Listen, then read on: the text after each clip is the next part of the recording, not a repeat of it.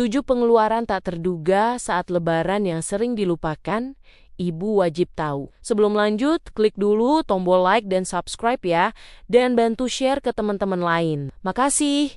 Yuk, langsung lanjut. Apa kabar? Ibu-ibu semua, semoga sehat dan tangguh selalu ya. Rasanya baru kemarin kita sibuk mencari baju Lebaran di toko daring.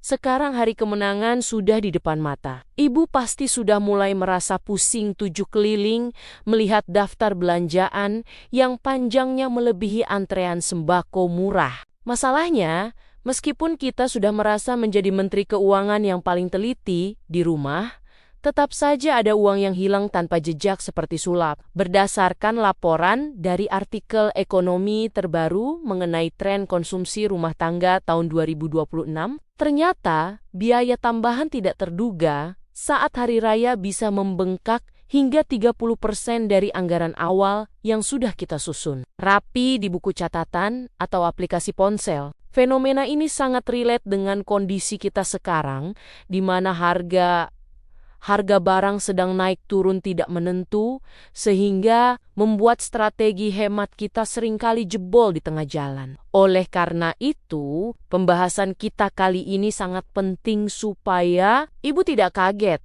saat melihat saldo rekening di akhir bulan nanti yang tiba-tiba tinggal butiran debu. Poin pertama yang sering sekali membuat dompet kita bocor halus adalah urusan amplop Lebaran untuk tamu yang tidak terduga. Kita mungkin sudah menyiapkan amplop untuk keponakan, anak tetangga sebelah, sampai cucu sepupu jauh yang namanya saja kita lupa. Namun, masalah muncul saat tiba-tiba ada tamu jauh yang membawa rombongan anak kecil yang tidak masuk dalam daftar penerima bantuan sosial dari dompet. Ibu, rasanya tidak mungkin kita hanya memberikan senyum manis, sementara anak-anak itu sudah berdiri rapi dengan tatapan penuh harap. Ibu akhirnya harus lari ke kamar secara sembunyi-sembunyi untuk membongkar celengan atau mengambil uang jatah belanja sayur minggu depan demi mengisi amplop-amplop tambahan tersebut. Belum lagi kalau ada kurir paket yang datang mengantar barang di hari terakhir. Rasanya tangan ini gatal kalau tidak memberikan sedikit uang tip sebagai tanda terima kasih. Uang 10.000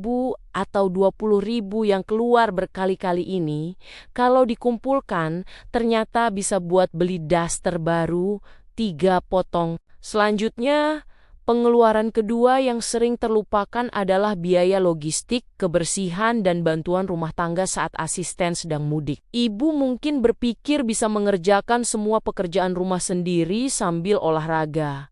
Tapi realitanya tidak seindah itu. Ketika tumpukan piring kotor setinggi Gunung Merapi dan lantai rumah sudah lengket karena tumpahan sirup, ibu pasti akan menyerah dan mencari jasa infal atau tukang bersih-bersih harian. Harga jasa mereka saat Lebaran bisa naik 2 kali lipat bahkan 3 kali lipat dari hari biasa, dan itu sangat menguras kantong. Selain itu, alat-alat kebersihan seperti sabun pel, plastik sampah ukuran jumbo, sampai pengharum ruangan juga mendadak cepat habis karena rumah dipenuhi orang. Kita sering lupa memasukkan biaya sabun cuci piring ekstra ini ke dalam anggaran.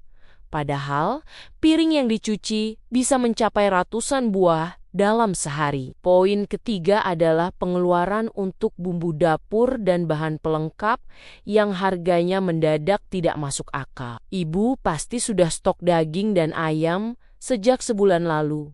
Tapi seringkali kita lupa dengan hal kecil seperti daun salam, serai, atau bawang goreng. Di pasar, harga satu ikat kecil daun sop saja bisa naik drastis karena semua orang membutuhkannya di saat yang sama. Belum lagi kalau ibu ingin membuat tampilan meja makan terlihat cantik ala konten di media sosial. Tiba-tiba ada keinginan membeli taplak meja baru, atau hiasan bunga plastik yang sebenarnya tidak terlalu penting. Kita sering terjebak dalam kompetisi tidak tertulis untuk menunjukkan siapa yang meja makannya paling estetik saat difoto. Hal-hal kecil seperti hiasan ketupat plastik atau toples-toples cantik Yang ibu beli secara impulsif itu adalah pencuri saldo yang nyata. Pengeluaran keempat yang sering luput dari perhatian adalah kuota internet dan biaya langganan hiburan digital. Di zaman sekarang, silaturahmi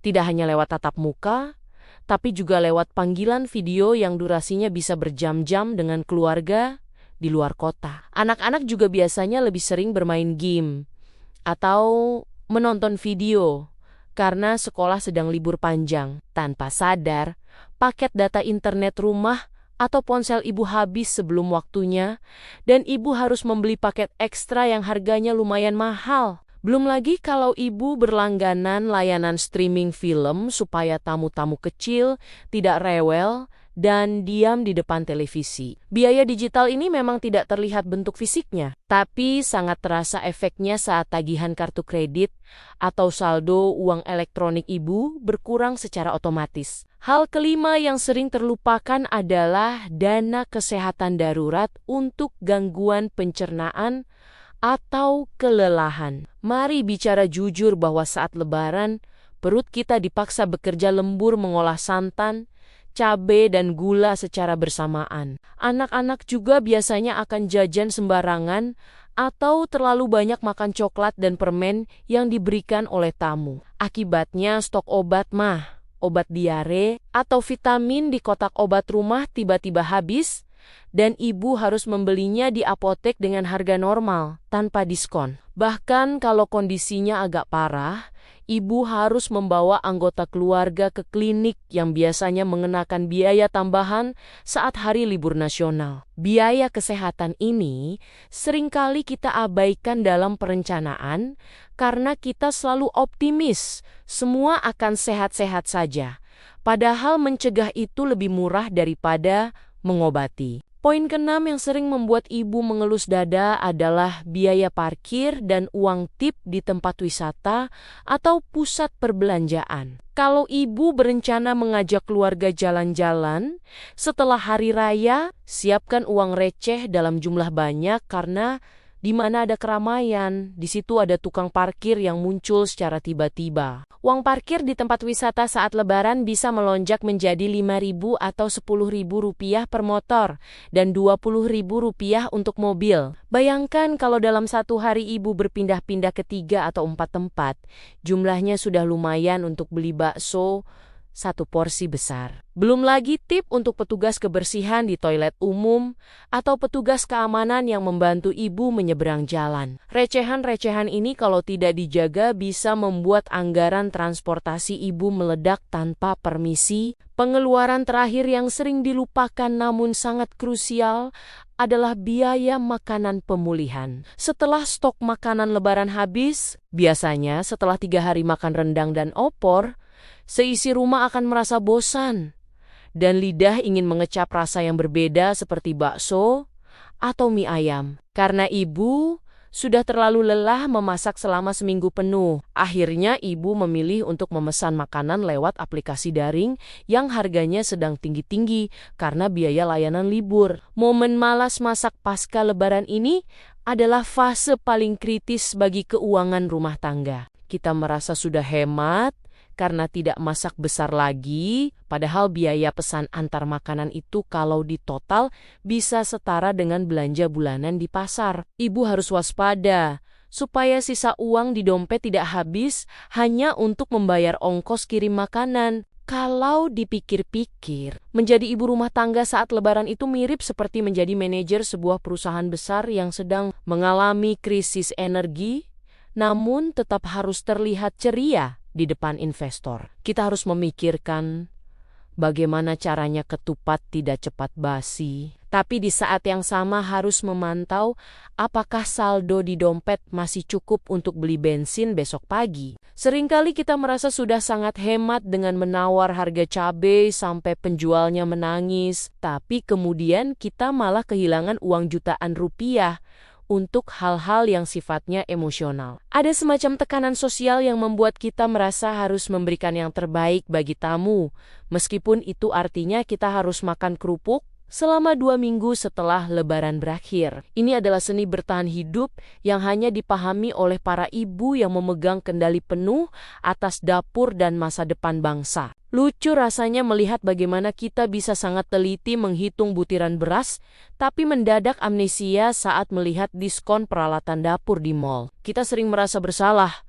kalau tidak bisa menyajikan makanan mewah. Padahal tamu yang datang sebenarnya lebih menghargai kehangatan obrolan kita daripada jenis daging yang ada di piring. Kadang kita terlalu keras pada diri sendiri dengan mencoba memenuhi standar kesempurnaan yang kita buat sendiri atau yang kita lihat di media sosial. Padahal, esensi dari hari kemenangan adalah kebahagiaan hati, bukan seberapa tebal tumpukan amplop atau seberapa banyak stoples kue kering di atas meja. Mari kita tertawa sejenak meratapi nasib dompet kita yang sedang diet ketat ini supaya stres tidak membuat wajah kita lebih keriput daripada kulit ketupat yang sudah layu. Sebagai contoh nyata, coba ingat saat ibu merasa sangat bangga bisa menghemat uang belanja sebesar Rp50.000 di pasar induk. Namun, 5 menit kemudian ibu menghabiskan Rp100.000 hanya untuk membeli kopi kekinian karena merasa lelah setelah berbelanja. Logika kita sebagai ibu kadang memang agak unik dan sulit dipahami oleh kaum bapak yang hanya tahu beres. Kita sering merasa sudah melakukan penghematan besar, padahal kita hanya memindahkan lubang pengeluaran dari satu tempat ke tempat lain. Tapi tidak apa-apa. Itulah dinamika hidup berkeluarga yang penuh dengan kejutan dan drama kecil yang mewarnai hari-hari kita. Selama semua anggota keluarga sehat dan senang, rasanya uang yang keluar itu akan tergantikan dengan rezeki yang lebih berkah di kemudian hari. Tetaplah tersenyum meskipun saldo tabungan sedang menurun, karena senyum ibu adalah sumber kekuatan bagi suami dan anak-anak di rumah. Percayalah bahwa rezeki tidak akan tertukar dan niat baik ibu dalam menjaga silaturahmi akan selalu dibukakan jalan keluarnya oleh Tuhan Yang Maha Esa. Jangan biarkan angka-angka di buku tabungan mencuri kebahagiaan ibu di hari yang fitri ini. Mari kita hadapi hari esok dengan semangat baru dan strategi keuangan yang lebih matang agar kita tidak terjatuh di lubang yang sama tahun depan. Selamat Hari Raya untuk ibu dan seluruh keluarga. Semoga kebahagiaan selalu menyertai setiap langkah kita